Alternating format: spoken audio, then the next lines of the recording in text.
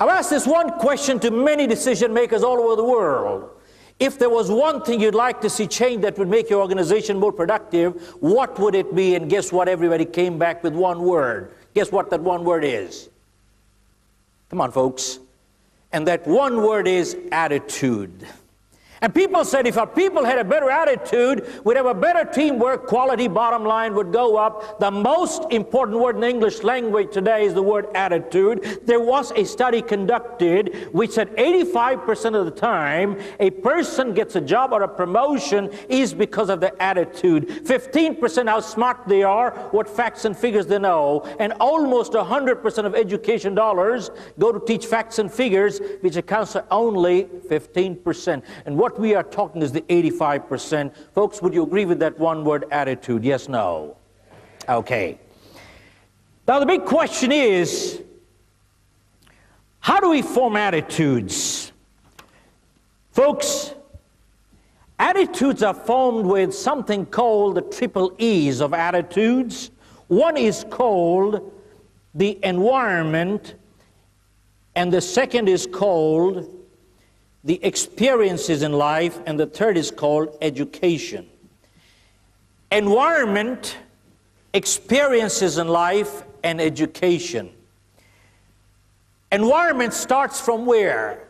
Our family environment, work environment, social environment, political environment, religious environment. All these environments starts creating our attitude. Folks, have you noticed an overcritical environment within the family, or go further, overcritical parent, teacher, supervisor, who constantly questions your ability, intelligence, and appearance, leads to what? A low self-esteem, inferiority complex, in turn leads to a negative attitude. Let me repeat.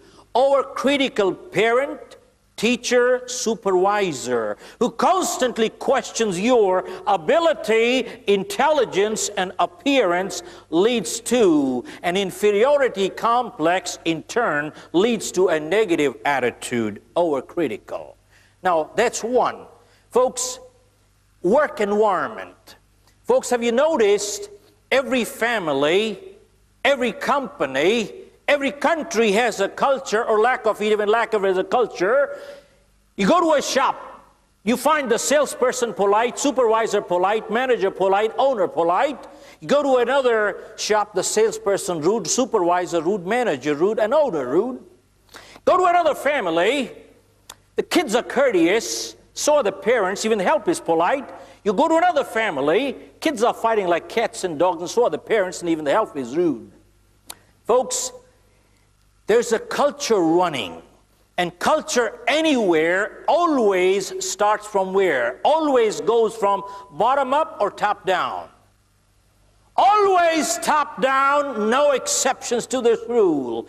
How can a supervisor enforce a no smoking policy when he's smoking himself in a no smoking area?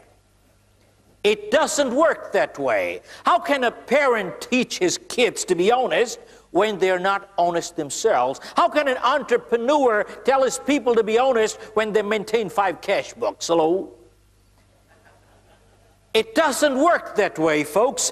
One is environment. A second is the social environment, folks. Have you noticed where the social environment is honest, a corrupt person has a hard time? Reverse it, where the social environment is corrupt, a honest person has a hard time. Yes, no? Yeah. You go back, many people have gone from the Asian regions to Canada, United States, many other places. How come most Asians go overseas and they do phenomenally well? And how come when they come back to their home countries, their own output starts going down? Why? Folks, in a good environment, a marginal performer does well, and a good performer excels. Whereas in a bad environment, a good performer's output starts coming down. Same people in a different environment, their output starts coming down.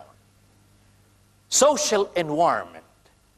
Then comes, folks, many times, political environment where the political uncertainties, people start looking short-term, they never start planning long-term. That starts affecting our attitude. And many times, people become fatalistic because of cultural environments too. And the second part is, folks, experiences in life. How do experience determine our attitude? Folks, experience or events in life, they become a reference point. We draw conclusions from our experiences, and they become a guiding factor going forward in life. If I have a good experience with someone, going forward, I'm positive with that person. But if I have a bad experience with a person, then going forward, I am guarded with that person because that becomes a reference point in my life. Experiences and events. And the third part is that determines our attitude, folks, is education. Education broadens horizon. It is up to us what we do with it, which depends on our value system. And folks, we're going to touch on values, and whenever we talk of values, big question comes. Whose values are we talking about, and who are we to judge? We're talking universal values, eternal values that cross country, cross culture, and cross religion. Now, given this, how do we cultivate a positive attitude? Folks, our mind is compared to a garden. Our mind is like a garden. If you plant good seeds, you will have a good garden. But if you don't plant good seeds, something will grow, and there will be what? Weeds, because nature abhors a vacuum. Either we have a positive or we have a negative. There is no neutral here.